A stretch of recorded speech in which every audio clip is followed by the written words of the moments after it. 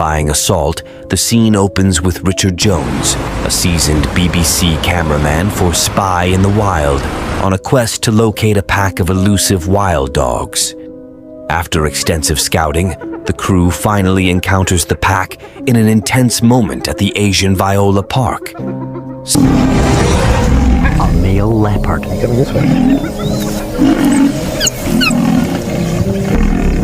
Richard senses trouble. Suddenly, they're faced with an imposing, irate male leopard. The tension escalates as the leopard ascends a tree, evading the dogs.